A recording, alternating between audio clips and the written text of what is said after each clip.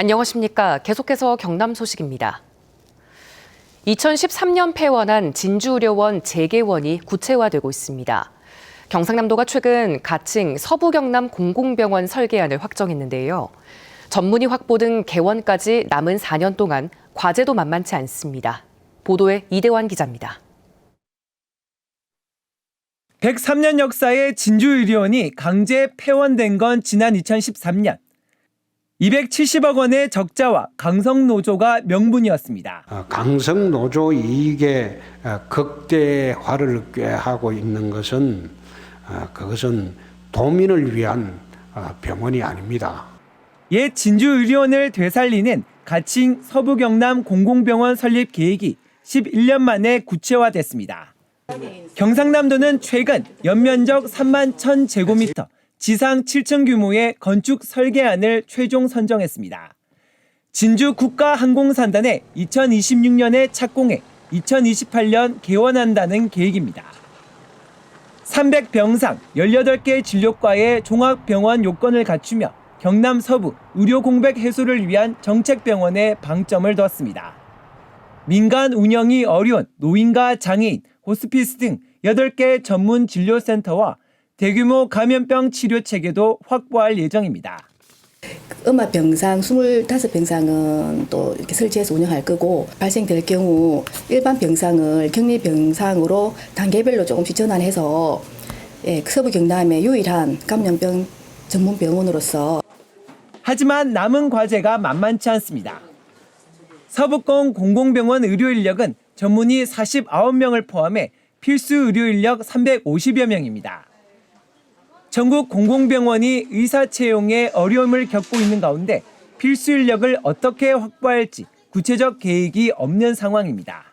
문제 발생 시 개원 초기 적자는 물론이고 의료 공백까지 예상되기 때문에 2028년 개원시까지 우수한 의료 인력 확보를 위해서 지원책 마련 등의 총력을 다해야 한다.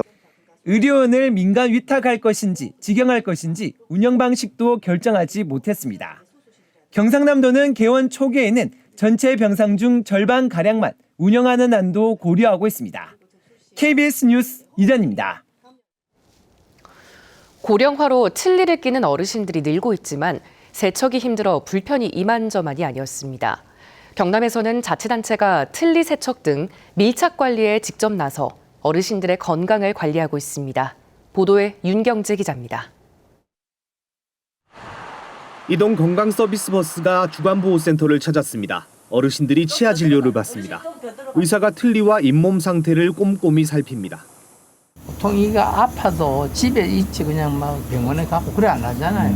선생님들 때 와서 이렇게 해주니까 그게 참 좋네요. 잇몸이 무너졌거나 값이 비싸 임플란트를 하지 못하는 어르신들은 틀니를 씁니다. 그런데 농어촌에 혼자 사는 어르신들은 틀니 관리가 어렵습니다. 치과가 멀어 보정이나 수리받기에 불편하고 깨끗하게 세척해 유지하기도 어렵습니다. 내가 첫째는 길도 모르고 내가 할 줄도 모르니까네 일일이 내가 가려고만. 2022년 지역사회 건강조사 결과 틀니 인구 가운데 30%가 음식 씹는데 불편함을 느끼는 것으로 나타났습니다. 틀니 기대 수명 7년의 절반도 못 채우고 망가집니다. 틀니 관리 부실에 따른 입안 염증 발생도 많습니다. 관리를 하지 않으면 이제 어르신분들은 구강 건조증이라 해서 구강이 이제 바짝바짝 마르는 그런 것도 많이 생기고 그 구취도 많이 발생.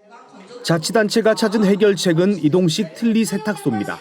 어르신이 모이는 곳을 찾아가 치아 진료와 틀니 세척을 하는 겁니다. 스케일링 해드리고 틀니 사용하신 분들은 저희가 틀니 사용법 교육이라던가 틀니 소독 사업 이런 것까지 병행하고 있습니다. 네. 초고령 사회로 진입하는 경남. 경상남도는 2011년부터 취약계층 어르신들의 틀니와 임플란트를 지원하고 있습니다. KBS 뉴스 윤경재입니다. 한때 황금알을 낳는 거위로 불렸던 면세점 업계가 고전을 면치 못하고 있습니다. 대기업이 운영하는 면세점조차 모두 적자로 돌아선 데다 부산에서는 매장마저 줄이고 있는데요. 그 이유를 강지아 기자가 취재했습니다. 부산의 대표적인 한 면세점입니다. 코로나19 전에는 중국인 단체 관광객들로 발 디딜 틈이 없었지만 이젠 옛말입니다. 가장 보기 좋은 입구 매장이 텅 비었습니다. 해외 유명 브랜드가 있던 매장은 국내 브랜드의 무인 매장으로 변했습니다. 부산의 또 다른 면세점은 아예 매장을 축소하는 공사에 들어갔습니다. 빈 매장이 너무 많아 결국 점포 자체를 3분의 1가량 줄이기로 했습니다. 국내 주요 면세점들의 영업 손실액이 눈덩이처럼 불어나고 있습니다. 롯데 면세점은 올해 3분기에만 460억 원의 영업 손실을 냈습니다. 신라 면세점은 387억 원, 신세계 162억 원, 현대 면세점도 80억 원의 적자를 내며 일명 상위 4위 면세점 모두 손실을 기록했습니다. 가장 큰 이유는 중국 관광객 감소. 게다가 중국 경기 침체로 싹쓸이 쇼핑이 사라진 겁니다. 면세점 방문을 관광 코스에 포함하는 단체 관광객은 줄고 개별 여행객이 는 것도 원인입니다. 아무래도 트렌드가 이제 단체 여행보다는 이제 FRT 여행으로 조금 많이 바뀌고 있는 경향이라 이제 쇼핑 위주보다는 체험이나 이런 쪽으로 바뀌어서 면세점 입점하는 게 조금 줄어들고 있지 않나. 또 달러 환율이 오르면서 내국인들이 달러로 결제하는 면세 쇼핑보다는 엔저로 저렴해진 일본에서 쇼핑하는 것도 대세로 자리 잡았습니다. 게다가 코로나19 때 한시 적용됐던 특허 수수료 감경 혜택도 올해 끝납니다. 면세점 업계는 비상경영체제를 선포하고 희망퇴직을 받는 등 자구책 마련에 나서고 있습니다. KBS 뉴스 강지아입니다. 하루 사이에 계절의 시계가 초겨울로 급변했습니다. 현재 기온 창원이 5도를 보이면서 어제 같은 시각보다 10도 이상 낮게 출발하고 있고요. 거창 등 곳곳으로 체감온도가 영하권까지 낮아져 볼에 닿는 공기가 더욱 차갑습니다. 갑작스러운 추위에 양산과 김해에는 한파주의보도 내려졌는데요. 오늘은 따뜻한 옷차림으로 보온에 더욱 신경 써주시는 것이 좋겠습니다. 종일 바람도 강하게 불면서 체감온도 를 더욱 끌어내리겠는데요. 순간풍속 초속 15m 안팎의 강풍을 주의하셔야겠습니다. 위성 영상 살펴보시면 오늘 경남의 하늘 대체로 맑다가 오후부터 차차 흐려지겠습니다. 현재 기온 창원이 5도, 함안이 2도를 보이는 등 어제 같은 시각보다 10에서 15도가량 낮게 출발하고 있고요. 한낮에도 창원이 10도, 창녕이 9도에 그치면서 낮 동안에도 추위는 계속되겠습니다. 서부 지역도 진주가 4도, 거창과 합천이 0도에 그치는 등 내륙을 중심으로는 얼음이 얼거나 서리가 내리는 곳이 있겠고요. 한낮에는 산청이 10도, 하동이 13도로 예년보다 낮겠습니다. 바다의 물결은 먼 바다에서 최고 5m로 거세게 일겠습니다. 내일은 오늘보다 기온이 더 낮아져 영하권에 드는 곳이 있겠고요. 주 중반에는 기온이 다시 오르면서 예년 수준을 회복하겠습니다. 날씨였습니다. 경상남도가 오늘부터 다음 달 20일까지 각 시군과 지역사랑 상품권 부정 유통에 대한 단속에 나섭니다. 중점 단속 대상은 물품 판매나 용역 없이 상품권을 사고 파는 이른바 상품권 깡과 매출액 이상 거래로 상품권을 받는 행위, 지역사랑 상품권 결제 거부 등입니다.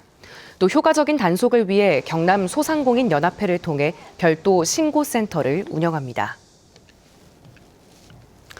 밀양시는 수소환경 소재 부품 기업 지원센터를 내일 착공한다고 밝혔습니다. 이번 센터는 밀양시가 행정안전부 지역소멸 대응 사업에 응모해 2022년 10월 선정된 것으로 2027년까지 국비 등 466억 원이 투입돼 밀양 나노융합 국가산업단지에 들어섭니다. 센터는 수소를 생산, 저장, 활용하는 과정에서 안전을 테스트하는 역할을 하게 됩니다. 경상남도 교육청 빅데이터 인공지능 플랫폼 아이톡톡의 맞춤형 학습 분석 기능이 여전히 미흡한 것으로 드러났습니다. 경상남도의회 정재욱 의원은 경남교육청 미래교육원 행정사무감사에서 아이톡톡 교과학습 데이터는 확보되지 않았고 우수 사례로 제출된 자료는 교사의 수작업 평가와 과제방 활용에만 의존하고 있어 교사 업무 부담만 안긴다고 지적했습니다. 정 의원은 그동안 아이톡톡에 든 예산은 283억 원에 달하고 해마다 50억 원의 유지비가 든다며 효율성을 따져볼 필요가 있다고 설명했습니다. 경상남도가 조상 땅 찾기 서비스로 3회 정부혁신 최초 기관 인증패를 받았습니다. 또 이 사업을 처음 제안한 담당자도 개인 공로 인증패를 받았습니다. 이번 사업은 1993년 전산화된 토지 기록 자료로 한 여중생의 숨진 아버지의 땅을 찾아준 것을 계기로 경상남도는 관련 서비스를 시작했습니다. 이후 정부는 2001년부터 조상 땅 찾기 서비스를 전국으로 확대했습니다. 경상남도가 동절기 건축공사 현장 사고 예방을 위해 오늘부터 한 달 동안 안전점검을 실시합니다. 점검 대상은 지역 건축공사 현장 103곳으로 제설자재와 장비 확보 여부, 콘크리트 타설과 양생, 근로자 안전수칙 준수 등을 확인합니다. 경상남도는 올겨울 한파가 잦아 안전사고 발생이 우려된다고 설명했습니다.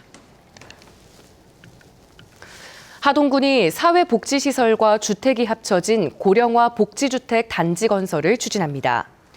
하동군은 최근 국토교통부 공모사업 선정으로 하동읍의 50세대 규모 고령자 복지주택을 2029년까지 건설한다고 밝혔습니다. 고령자 복지주택은 만 65살 이상을 위한 사회복지시설과 무장애 설계주택이 합쳐진 임대아파트입니다. 뉴스를 마칩니다. 시청해주신 여러분 고맙습니다.